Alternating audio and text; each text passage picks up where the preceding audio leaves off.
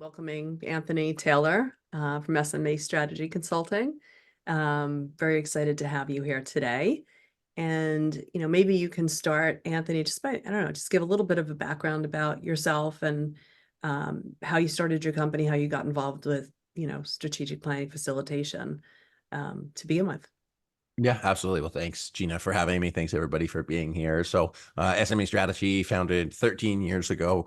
A couple kind of the short and long story of it is I was involved on a not-for-profit board that we were working in the downtown east side, which is a really kind of tough part of our city, and really wanted to have a lot of impact with these folks. At the same time, I was running 2 coffee shops and an ESL school with a business partner. The nonprofit, everybody was chaos. Everybody had good intentions, but wasn't getting anything done. On the for-profit side, my business partner embezzled $100,000 from me, and at that time of my life, I found strategic planning as a tool to help align and organize the nonprofit, and then to help mitigate risk for the for-profit, so that stuff wouldn't happen. And then so was doing marketing plans, business plans, and then evolved into facilitating offsites for companies. I'll call it big and small, but a lot is starting to get into that, SME, small to medium enterprise space across Canada and the US. And then one of my colleagues just came back from Paris working with a multinational over there. So we've got a couple international clients as well. Very cool. Nice. Thank you. So well, I'd love to start because I don't know about you, but I get asked a lot of questions like, what exactly is strategic planning? And why is it important? So I'd love to get your definition of what strategic planning is and why you think it's important. I think it's sometimes very scary for companies to think about like, that's only for those big companies over there. It's not for me. But at least in my work with clients, from startup all the way through large enterprises, what I see is that if you don't have a plan, you're going to plan to fail, right? So what is your definition of strategic planning and tell us why you think it's important. So before I get into my definition of it, there is a very popular video on the internet that strategic planning is a lie. And it's got tons and tons of views. And the kind of crux of the video is that strategic planning is kind of an oxymoron because you can't be strategic and plan. And so what is strategic planning? So planning is looking long term, and strategic is choosing to do things, either do things or not do things. Should I order the steak or should I order the fish? And so strategic planning in the context of small to medium enterprises or nonprofits is really about saying, hey, where do I want to be? Where do we want to be as an organization in the short, medium, long term? And then what are the choices that I need to make in order to get there, which is either, what do I prioritize? Where do I invest? What do I do? And then in the context of today's webinar is really like, hey, you've got 100 days left in the year, give or take. What are the things that you must do to win the year? And what are the things that you must do to get you to where you want to be ultimately? And I think it applies both for organizations, for leaders, and as well as individuals as like a human beings. Am I going to go to the gym or am I going to sit on the couch? That is a strategic choice, depending on what you do. So being able to embed a process like that in our decision making, I think is extremely valuable. Right. I couldn't agree more with you. And, it's funny because there are so many times where I'll walk into a company, especially, and a lot of my sweet spot is sort of post startup, been in business for a while, have proof of concept, right around 5 years. And the owner got to or the founder got to where they are by doing what they do, right? And then they get to a certain point and it's like, you kind of run out of organic leads. You need to have a different skill set to manage employees. You've got different challenges coming up. And I can't tell you, I don't know if you find this, but the amount of times I walk in, I'm like, so can I see your plan? Where's your written plan? And they look at me like I have 6 heads. And it's shocking to me, that, even companies that are seasoned a little bit, they don't have that. So how do you know where you're going if you don't prioritize because there's so many different ways, right? It's like you could set a goal where you want to go to California, right? I would say it's like you don't get in the car and just start driving. It's like, do you want to take the scenic route? Do you want to get there, the quickest? So there's so many different competing ways to do things, right? And if you don't really strategize, like, where are you going, right? Where are you today? Where do you want to be? And what's in that gap? And that's really the strategy, the actions, and all of those things where they come into place, right? Absolutely. Yeah. Um, so can you walk us through, I know we're going to get to, and everybody wants to learn, what do we do in the last 100 days of the year to really finish the year off strong if we haven't really focused on our initiatives as well as we could have. But take us through, because it's also important to lay the groundwork and foundation for the new year. What's a process you use to plan for a full year? Cool. So, I mean, one of the things that I want to touch on that you had just brought up was, walking into these organizations, and I see the list of participants. I haven't had a chance to look at everybody's name, but to like understand where they're at. But you walk in and like, where's your plan?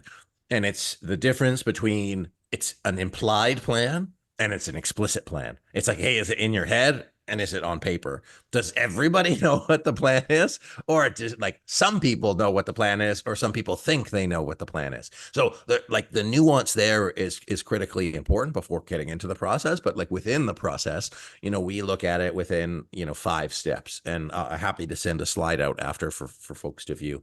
And if you have a pen and paper, I encourage you to take it out. But the simplified version is, where are we now? Where do we want to go? What is going to get in the way of that happening? What do we need to prioritize in order to mitigate those risks? And then what are the things that we need to do to stay on top of the plan? So whether that plan is a 3-year plan, a 5-year plan, a 1-year plan, a 10-year plan, the process applies. And then there's like sub conversations within it. But for folks that are, newish to this, or even just trying to add a bit more robustness, it's a really good framework to have, because some people just try to get right into the doing without being really clear on their situation, the limitations, the considerations, the needs. And so by kind of taking a bit of time to organize before you plan, and when we do, let's say, a 2-day offsite, 75% of the time is spent in the planning. 25% of the time is spent doing. Right. And so, Right. yeah, just to show how much of time gets spent into that. But I'm happy to dig more into that, Gina, as you have questions. Yeah, I'd love to, like, even if, obviously we kind of all know it's like there's a mission, there's a vision, there are your setting your goals, objectives. Like if you walk into somebody, who's kind of new to the process, right? And they've never done this before, like if you could get a little bit more in depth in terms of like, how do you approach it? Do you, is there pre-planning work done? And because I know my process, I usually do some, leadership questionnaires and, really sort of unearthing and getting some information in advance before I even go in. But I'd love to hear a little bit more about, sort of your approach to it. And I think we can riff on it a little bit. Yeah, absolutely. I'm going to see if this will work, and since I'm going to see if I can actually screen share this and see if it'll come up. But really, I mean, there's so much work that goes into this process. So as a starting point, figuring out doing a current state analysis as pre-work. So what we do as part of our process is we do a survey with all meeting participants ahead of time, to really try to get everybody kind of pre-aligned, ask some of those, key questions that we have. We do interviews with folks to really help understand the like deep part of it. And then we facilitate a 2-day session. We're going to see if this works. That work? Gina, can you see my screen? Sweet. So this is our verbatim agenda, which is public on the internet should you want to use it. And we also have free workbooks and that kind of stuff. And so really, like I was saying, where are we now? Where are we going? What's going to get in the way? But we really focus on, starting the day. And this is like typically a 2-day or 3-day session. And we do this with all of our clients. So this is the only thing we do. Start by celebrating, what are the good things that built the foundation for where we're at, because sometimes teams walk into a strategy session just trying to fix things and make things wrong versus actually saying, hey, the only reason we're here is because we have a lot of success. SWOT scan, which you had kind of highlighted, a pestle analysis, which not a lot of people do. And it's about looking at what are the trends in the future that we need to be aware of. So managing the climate from a political, economic, societal, technological, legal, and environmental. Happy to dig deeper into this. This is kind of the fast version. Where are we going? 3-year vision. So the way we look at it is not a vision statement, but really, if we were totally successful in 3 years, how would we know? So in this case, it would be September 26th, 2027. You had asked me, or you had asked, how's my family doing and all that kind of stuff before we started. I have my 10-year vision that I did in 2014, and I just ticked off the 2 kids, 2 books. Like, so I'm like right into my 10-year plan. I have it. It's funny. Mission, who are we? What do we do? Who do we do it for? Critically important conversation. What's going to get in the way? Values and behaviors, which, Gina, I'm sure you and I could talk for hours on as it relates to performance. A risk analysis, which I think a lot of people miss in their strategic planning. I alluded to that strategic planning as a lie video. What makes a good strategic planning, really strategic planning, is by including a risk analysis or some sort of structure that informs your prioritization versus prioritization being arbitrary. So the risk analysis does that. What do we need to do? High level, focus on 3 strategic priorities so that we're not trying to do everything. I see bad plans or plans that start off good and get bad, start expanding their scope. Smart goals, so you know what success looks like. Action planning. Notice how far down the road the action planning is. So, we talk about, hey, the last bit of your year, you still need to do all of this stuff to inform, hey, what are those, 3, 4 major projects that I want to get in? Communication planning. How are we going to roll this out in our organization? And the last piece that we talk about is our critical capacities, which is how do you support the ongoing implementation of the plan? So I'm happy to go deeper into that later, but I wanted to try to summarize, like, this is the SME, this is the aligned strategy development process. Do I have 30 more seconds, Gina? Yeah, please. Okay, sweet. So the number one problem that we solve with teams, and for those of you on the webinar, is you're like, okay, why do I need strategic planning? Well, consider, is this you? What we think about is we see a lot of teams and what we call the multiple destination trap. They have too many opportunities. They have too many different places that they're going. Different people are going in different directions. And so when you try to implement, to your California example, some people think we're going to, I don't know if there's a California, Texas. Some people think it's Northern California, Southern California. Some people don't even know what California is. They just happen to be along for the ride. Some people really don't want to go, but they don't say anything. And so it creates frustration in groups. And so what we do is we really focus on alignment, making sure that everybody is, on the same page towards that one destination. Where specifically in California are we going? Do you want to go there? And here's how we're going to go about it.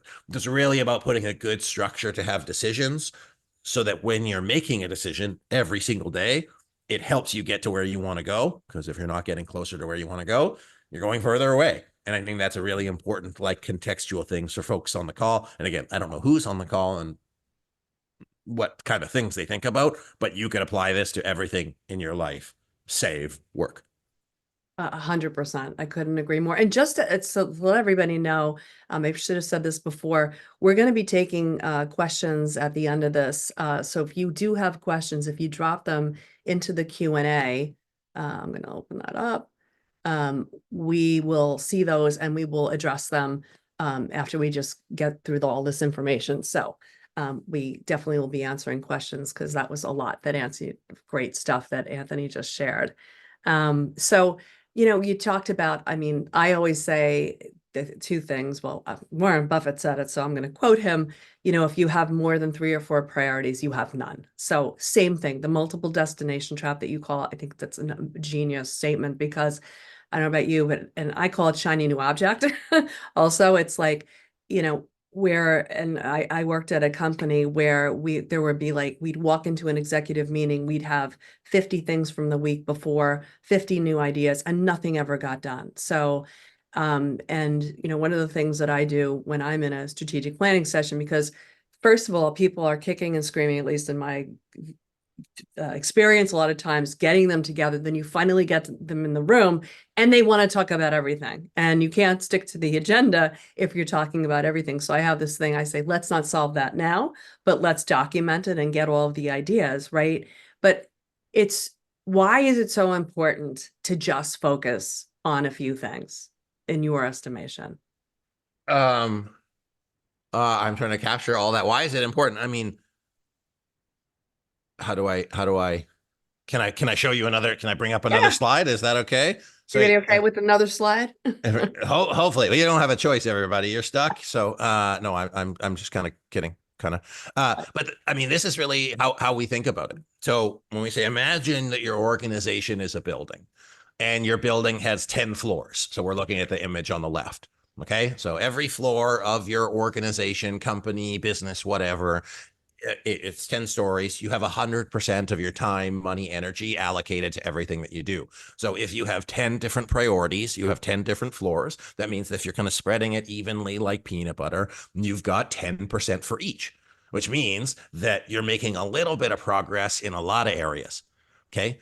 But what most people don't think about is the concept of switching cost. So imagine you're in a 10-story building. Every single floor has a different task that you're working on. But every time you switch a task, you have to take the elevator or the stairs.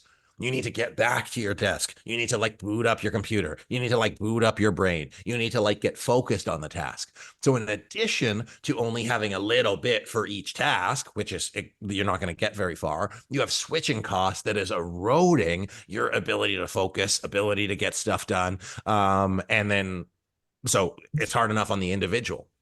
Right. Now think about this from an organizational perspective. You have a company or an organization that has 200, 300, 400, hell, 10, 50, 20, whatever employees. And you say, okay, everybody, came out of our strategy retreat. I'm really excited about it. I did it over a weekend without consulting anybody. And here are our 10 strategic priorities. We're going to focus on this. We're going to focus on this. We're going to focus on this. We're going to focus on this. This is also a priority. Well, we definitely can't focus that. That's so important. And this and that and this and that. How much of it are they going to remember? How Right. much of it are they actually going to do? And what people don't think about is instead of picking one of those and doing it, they're going to spend mental time wondering, am I doing the right thing? Should I do this? Maybe this is the wrong one. And so instead of picking one and being wrong, they will do none of them because it's the safest option.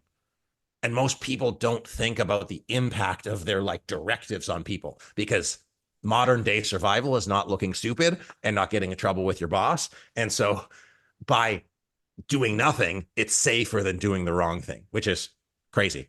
So what we offer is, or we actually say, here's the choice. Would you want to be the building on the left or the building on the right? And if anybody wants to in the chat, you can say, yes, I want to be the building on the left or be the building on the right. I'm curious. But we offer, say, hey, if we focus on three things, we get a lot more done.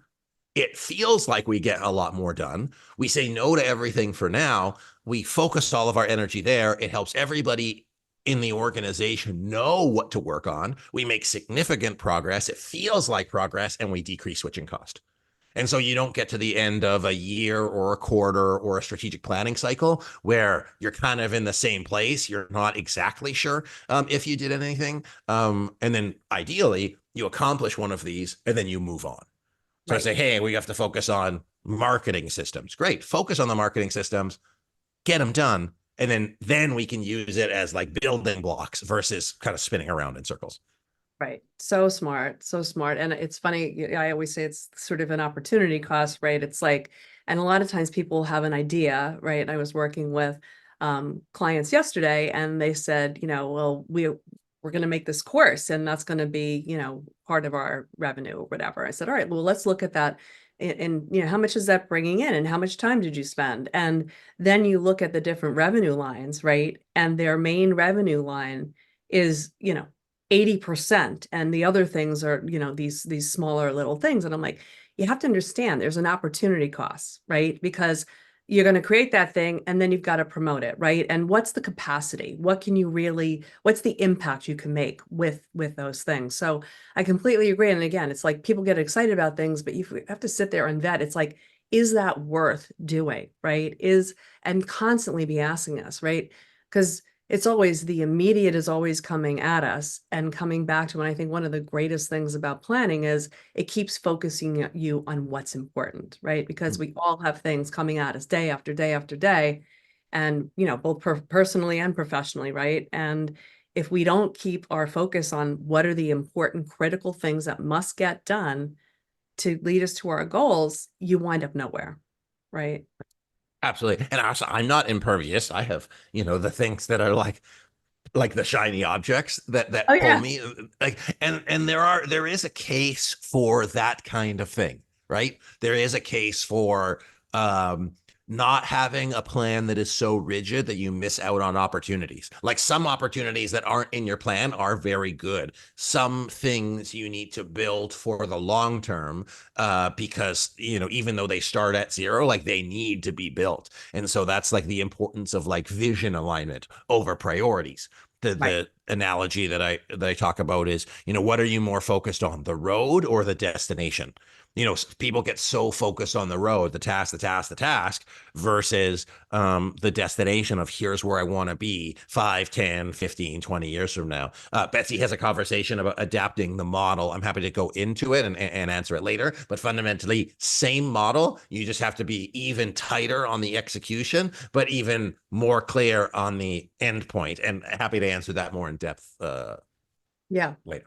Okay. So getting back to alignment, because to me, I think alignment is one of the most important things, not just in business, but in life, right? Mm. So, and executives go in, the executive team goes in, they create the plan, and you don't want it to sort of be like Moses delivering the 10 commandments, right? So how do when do you bring the different team members in, right? Beyond the executive team? And, how do you get people sort of aligned around the leader's vision so that, because then I think I read something where it's like less than 30% of employees, know what the company's vision is or their mission is.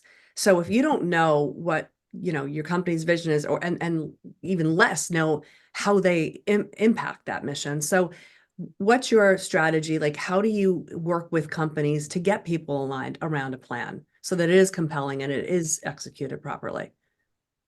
So just so I understand the question, I'm asserting that Moses and his tablets was like, here's where we're going, everybody, let's go.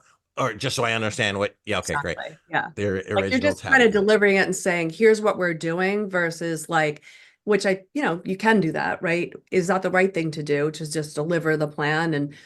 But I always believe you sort of have to get adoption versus, commanding it to be done. At least that from my perspective, but I'd love your thoughts on that. Absolutely. Okay, well, we'll do a test. Gina, if I tell you what to do, what is your first instinct? Nobody wants to be told what to do. Well, just like you don't want to be told what to do, right? Versus general. I'm only saying, hey, Gina, we're doing this. And you're gonna say, go fall off a window, whatever. Okay. So for all, you guys listening to the call, what people don't think about is like the actual like human behavior, human psyche component of it. Even if it's in their best interest, nobody wants to be told what to do. It is like ingrained.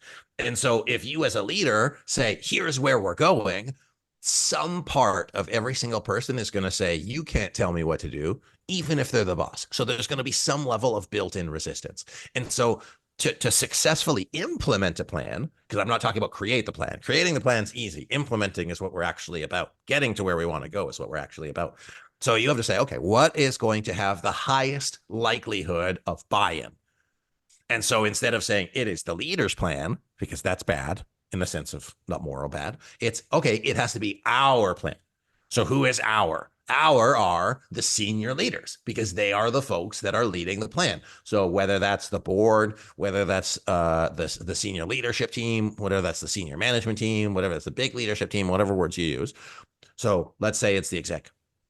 So it needs to be the executive's plan, CEO and the rest of the executives. If it's not, the CEO is fighting with everybody to try to get them on board. So what we recommend is spend the time, spend the money, spend the energy, get everybody bought in. So it's our plan as the leadership team. So it's our plan. We all want to go. So the 10 most important, 11 most important people. And then when you roll it out to the company, here's where we are going, not here's where I am going.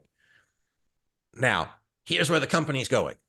First thing, Great. You're giving them direction so they can follow. Better than nothing. A lot of organizations don't have that. But if you really want to make it work, you say, here's where we're going. What do you think? Or here's where the company is going. Where do you want to go?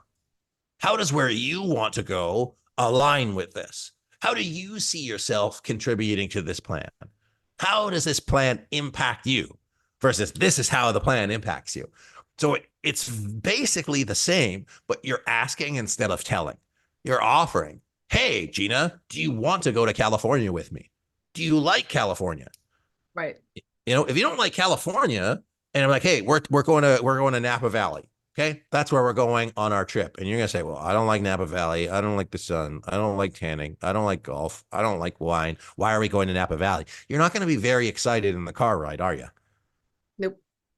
Versus, hey, Gina, what do you like to do? Well, what I really like to do is shopping. That's not a judgment. Just, okay. and say, great. Well, we're going to Napa Valley and there's some amazing boutiques here. There's this and this and this and this, but I know you like boutiques and I know you like shopping and I know you like, nice cafes with good coffee.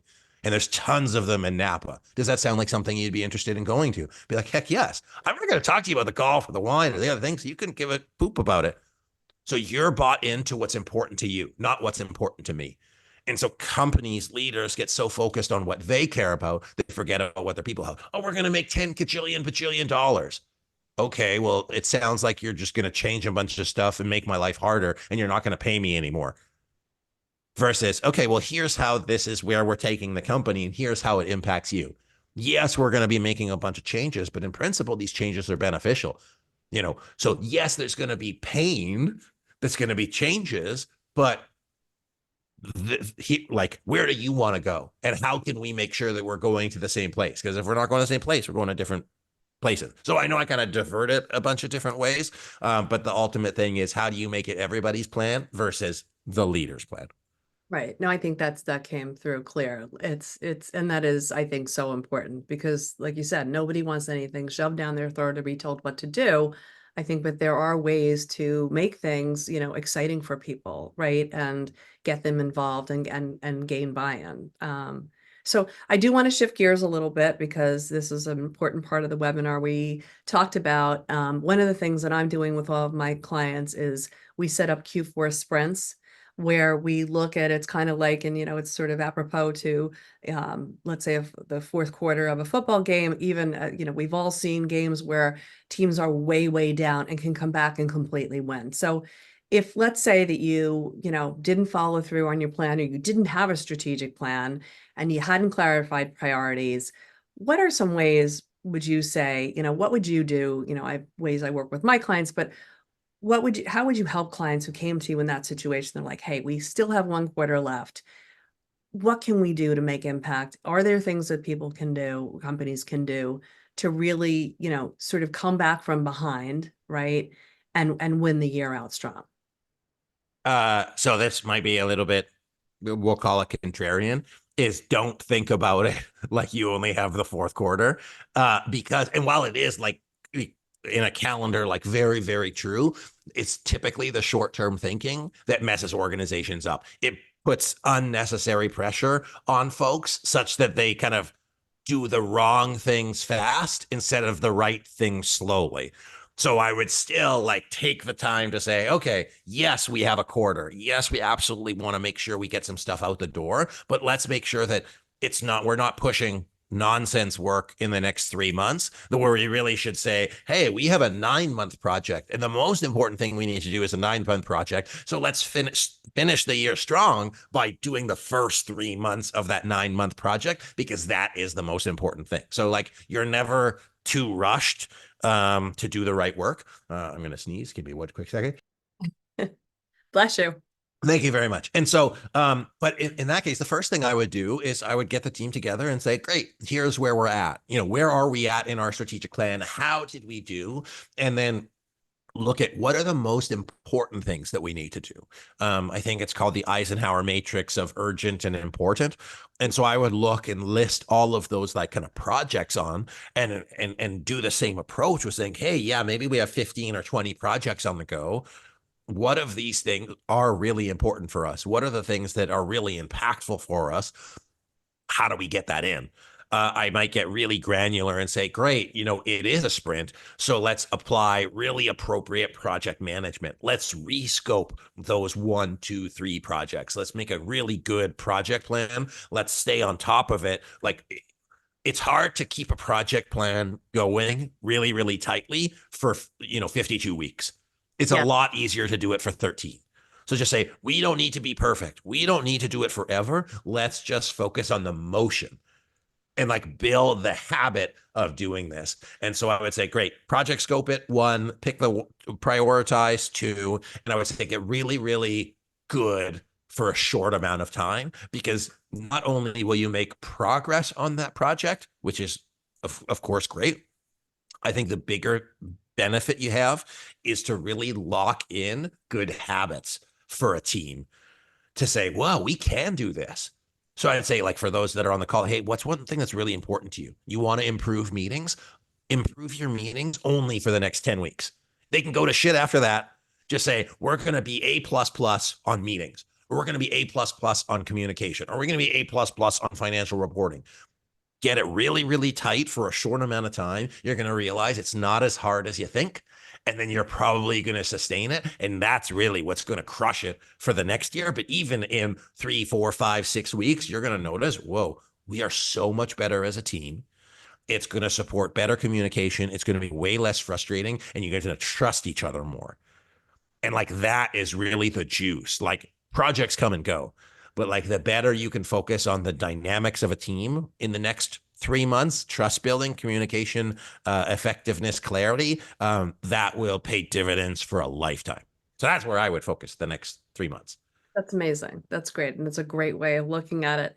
And I think that sort of segues into the second half, which is how to win the year, right? And this is kind of what you're alluding to, is like, but now you're also setting up for success for the next year as well, right? So kind of getting a jump start. And I think that that fourth quarter sprint is really sort of getting people, because listen, people are people, right? So you kind of get to the fourth quarter, it's like, you're going to have holidays, you're going to have all these different things coming up that will take people's attention. We're human beings, right? But I think if you can really say, hey, listen, like right after, it's kind of like that back to school time. It's like, we've got some time to still cover some ground, right? And how do we want to cover that ground? And I think one of the other things, I think with sales teams, for instance, right, is one of the things that I do is work with, my leadership teams, is to say, have them sit down and go through pipelines and really kind of come up with like, what's in that red zone, right? And because people can, we can sort of lie, right, about what's real and what's true. And it's like, what has a better than 70% chance of coming in by the end of the year, and really focusing your attention really strategically, right, on those initiatives, on those projects that, you can really kind of make impact on over those next 3 months. And then, let's segue into like, how is that then setting you up for that next year? What are the steps that you're taking now with your clients to really set that the ones that you're ongoing with, let's say they are not the new ones, to really set them up like for success for the next year? Hmm. Well, what I think is just really interesting about that. So the end of the year is fundamentally an artificial constraint. And artificial constraints can be very helpful as human beings because they motivate you, and there's like a time block. So if you're like, okay, I'm going on vacation in 2 weeks, you're going to be extraordinarily effective in that 2 weeks because you're going on vacation. You have to get it all done.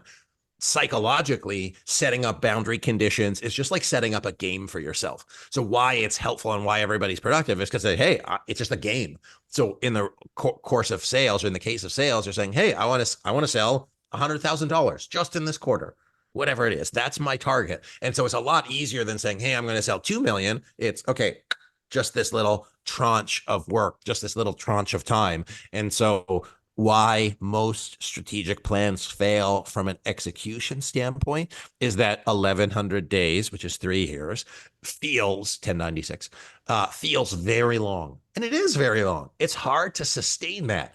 Yeah. But you can sustain 3 weeks, you can sustain 3 months, But as soon as you start getting over 3 months, like you get tired. And so set a measurable target, set an artificial timeline. You could even break up this quarter into 4 quarters and say, great, there's 10 weeks. Every 2.5 weeks, I'm going to do a debrief. Am I on track? What do I need to change?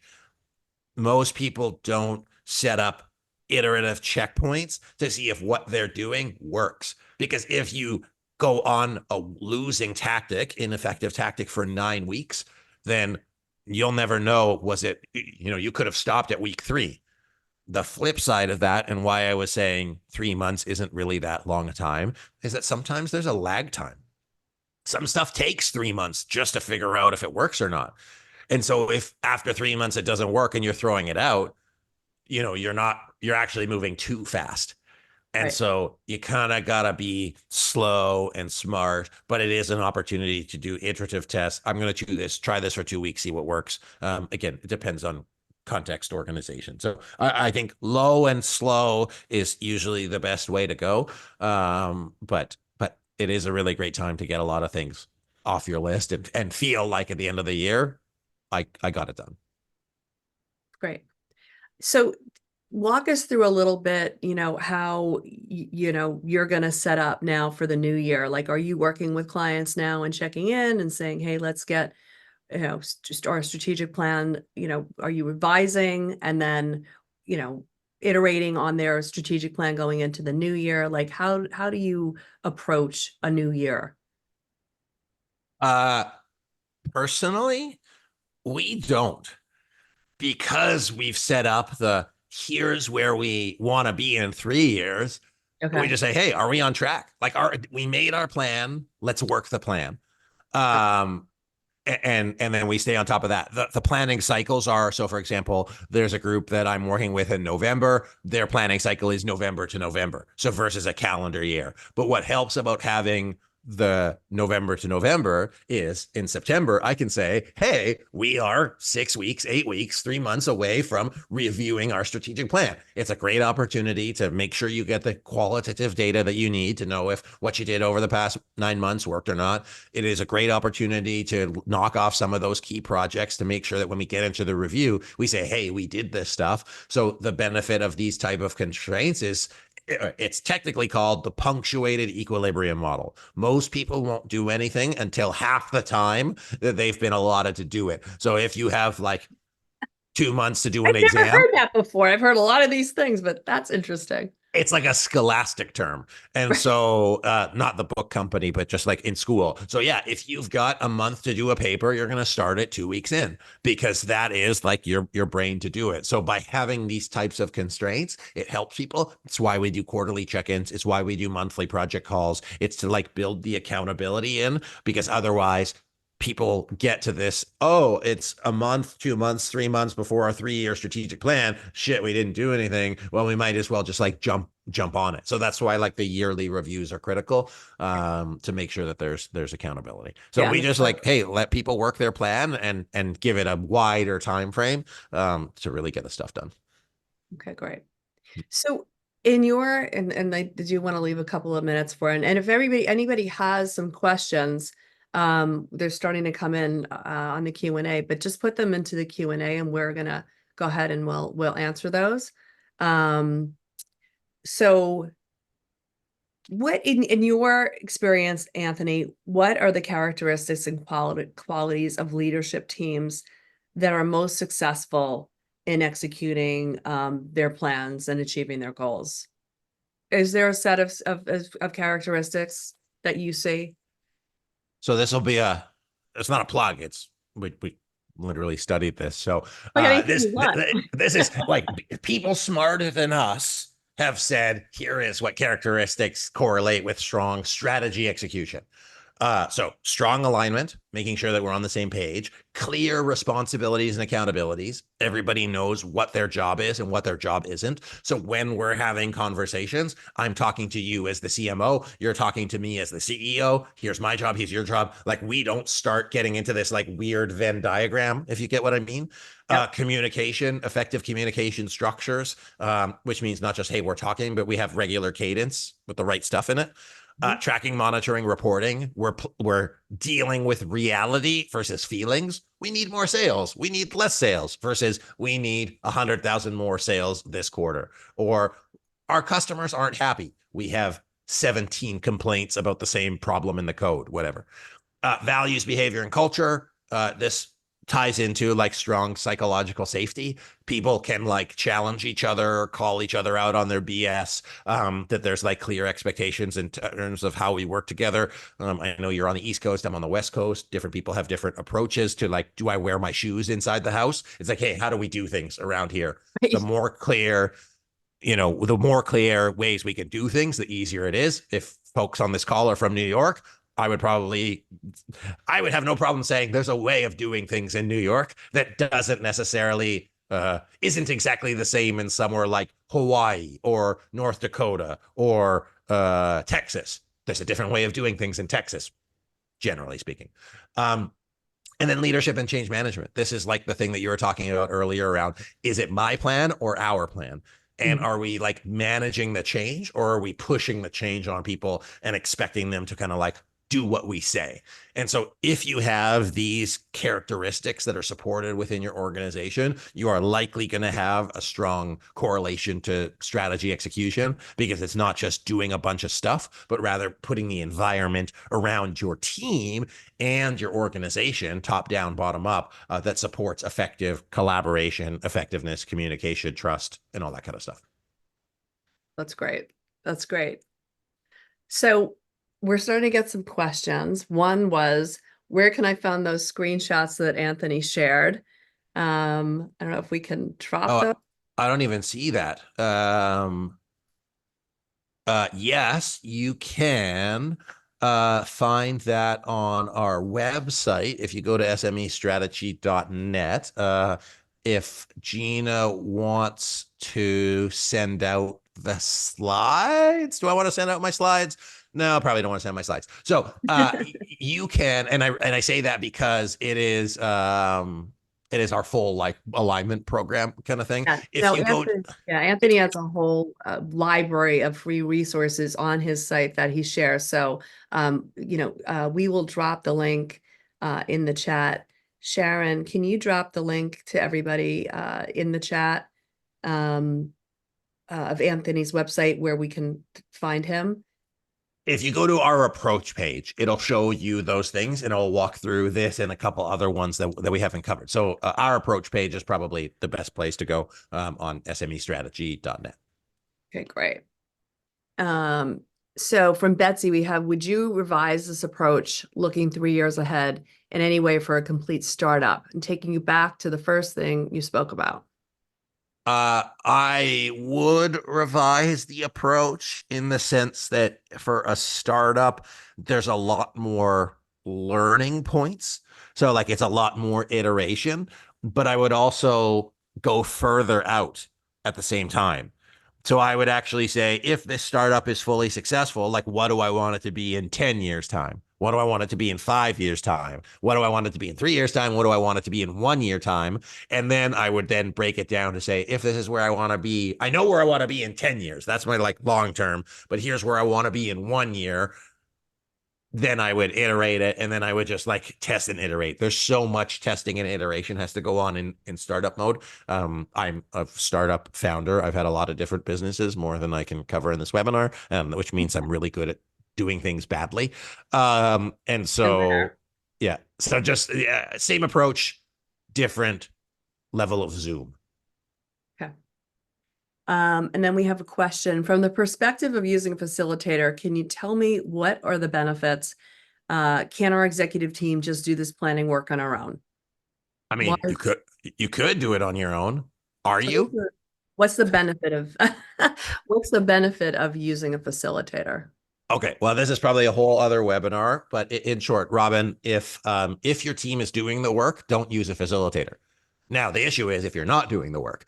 The benefit of using a facilitator is that we have our own process, so that you guys don't have to like try a process that doesn't work. The other thing is that It'll keep you more focused. We regularly hear people say, like, if this was up to us, we wouldn't have gotten past the first like 20% of this. Like, we got more done in 2 days. This multi-billion-dollar organization said this is the best meeting we've had in 15 years using our process because it's tight. The other thing is that as a facilitator, whether it's Gina or myself or anybody else really, is like we can ask dumb questions. Like, we can challenge the status quo, and we don't have the limiters of like, oh, I'm not going to ask Steve because Steve didn't invite me to his birthday party last week and we're friends off right now. It's like we ask questions because it just creates everything neutral. I have no relationship, which means I can call anybody out on their shit where it's appropriate, where everybody else is historically afraid to do so because it's like one of those sacred cows. There are a dozen other reasons. The way I would think about it for you, Robin, again, don't know your company, et cetera, is that I don't know how big your organization is. Anybody listening to the call. It's like, imagine if you got 10 or 20% better. Like everything you did got 10 or 20% sharper. So if you're a $50 million organization, you have like $5 to $10 million worth of increased organizational effectiveness that's on the table by using a facilitator to support you in your strategic planning.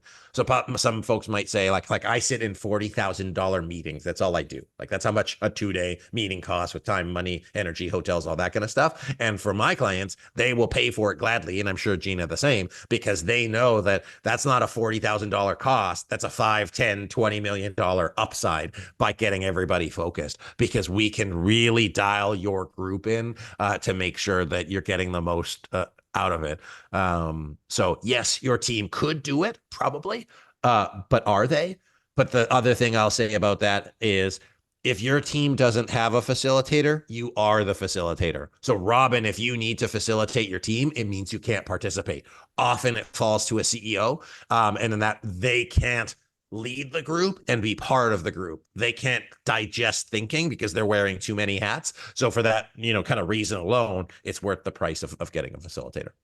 Yeah. And I would say objectivity, complete objectivity, because you don't have a gun in the fight, right? So these are people you interact with every single day. It's going to be it's a whole different thing when it's somebody new from the outside. And it gives it, I think, a lot more, credence and importance when it's like, wow, my company is actually cares enough to be bringing in this person, right? And I don't know about you, but you start talking to people and doing the pre-planning, people tell me things that, like, they're completely open with you, I think, in a way that they're not necessarily, with their leadership. So that's a huge benefit as well, I think, of having an outside facilitator, but really also, in addition to all of what you said before, but like, then you are the facilitator. You can't participate, right?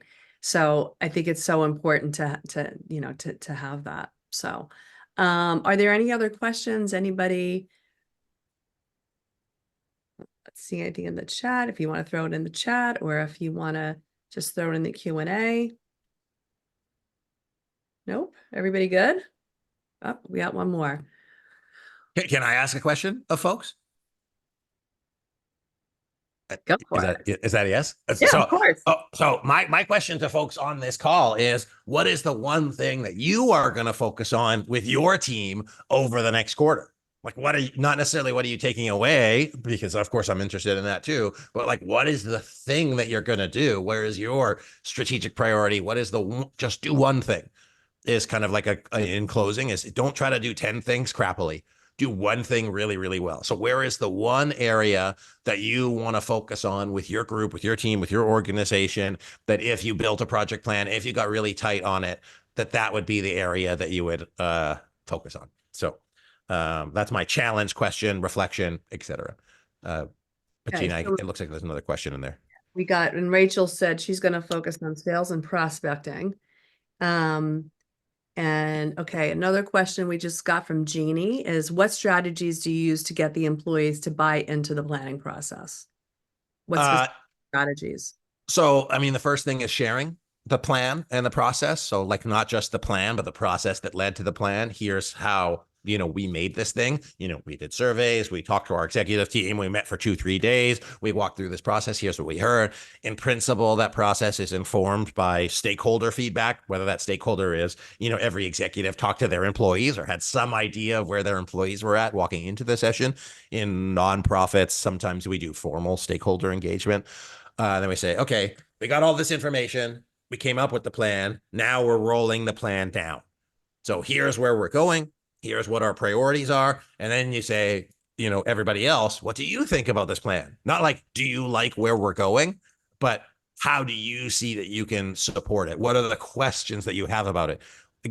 Uh, Resolving questions or addressing unknowns is the best way to get engagement. Because if there's a question, consider there's a roadblock. If I don't know how something works, I can't do it. So it might be like redundant, like, hey, why are we switching the font from red to blue? Just answer it. Because even if it functionally has no bearing on the actual work, that the question will just be like a roadblock. So people won't be able to actually hear you until they get their question answered.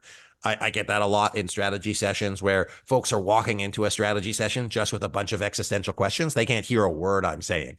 So I say, dump all your questions out on paper. We'll address them as we go through the process, but just like get them out of your head. So, number one thing, answer any questions that your team has about the plan, about the process, about the implementation. And all they care about, spoiler alert, is how it's going to impact them. That's all they care about. They don't care about you. They only care about themselves. So help them just feel comfortable with it and do that ad nauseum. That's And I'm great. happy to go more into it, Jeannie. Okay, great. Anybody else have any final questions? I saw one in the chat. Say. I think it's pretty similar. Can you share some strategies with aligning senior executives if they all have different opposing opinions? Your team likely has opposing opinions. So we have a ground rule that says like disagree. Like disagree, but commit. And it's not exactly that. That's technically an Amazon one. Most of the time, senior executives do agree. They just can't hear each other over their own desire to be right. And so why a facilitator is helpful, again, whether that facilitator is external or internal, the facilitator is helpful because they can kind of take the personal out of the communication. So you're saying, I think we need to focus on sales. And then the other person says, well, I think we need to focus on revenue. And then you disagree because one's focused on sales, one focused on revenue. It's like, ultimately, you guys want the same thing. You just want growth, but you can't hear each other over your own desire to like be the right one, which is a problem with executives, especially ones with engineering backgrounds. And so ultimately, it's about what is the differing opinion. And if you totally disagree, then say, what are the facts I need for plan A? What are the facts I need for plan B? Let's go through it and pick one and be satisfied not only with the outcome, but the process. But most of the time, they're not that far off. It's the balance between implied and explicit. Most communication isn't explicit enough that there's open to interpretation. So remove as much interpretation as possible. You will likely find that people actually are more aligned than you think. It's totally true. It's like the narcissism of small differences, as Freud would say. I like that. I like that. I never heard that one before. Yeah, it's like people are more alike than they think they usually are. So kind of creating those differences. But yeah, I think you're right. If you just sort of like align them and show them that we're really looking at the same thing, it's just from a different perspective. So that's great. Anything else before we wrap? For me or guests, Well, from chat, guests or from you or from any just final words of advice on how to win the year strong and set yourself up for success for 2025 and beyond? my short answer was just do the work. Yep. I think my longer answer would be if there was only one thing that you did. Oh, let's call it two things. First thing I would say is get your team together to have a conversation about what winning the year actually looks like. Because one person's win the year might be the other person, a different person's win the year. Or like, if you get what I mean, everybody's gonna have a different perspective on what that is. And then the second thing I would do is I would make a time budget for your group to keep discussing that conversation. And so I would say, okay, 2 hours a week, for the rest of the year, we're going to meet on Tuesdays at 9 to 11, and we're just going to talk about how are we winning the year and like calendarize it, block it out, allocate the budget, protect the shit out of it, and don't let anything come between it. And just the practice of blocking that time will create a lot more rigor that your team will feel they'll be less reactive. They will be more proactive. They won't be in survival mode dealing with operations. It is like their time to like step back and deal with strategy. I think if you can A, do it once, B, do it more than once, you will get so much. You'll get dividends from investing that time, but you need to allocate the time just like you would allocate the money. It's great, great advice. Really great, really smart. All right. Well, I want to thank you, my friend, for this. And I'm super excited that we finally got to do this. And it was really a pleasure for me. And I look forward to many more collaborations. Where can people find you? If you have any strategic planning questions, you can type them into Google and put SME strategy at the end of it. SME stands for small to medium enterprise. And then so you can basically find anything. We give away pretty much everything you might need. And then on LinkedIn, Anthony C. Taylor on LinkedIn, would love to connect with you. I've got a podcast on strategy and leadership if you want to listen to more of this stuff, but happy to have a chat and support and, talk through anything you want to talk through because I've got a lot of time on my hands. That is not true, but Yeah. but you're very, very generous. So we're gonna have a question. Will there be a replay? Yes, there will be a replay. We will be sending that out, and I will also in that email that we send to you, we'll send links to to Anthony's website and to mine. And if there's any questions whatsoever, we're here for you. So wishing you guys all a great day, and thank you all for attending. And it's a wrap. Awesome. Take care, y'all. Appreciate you. Thank you.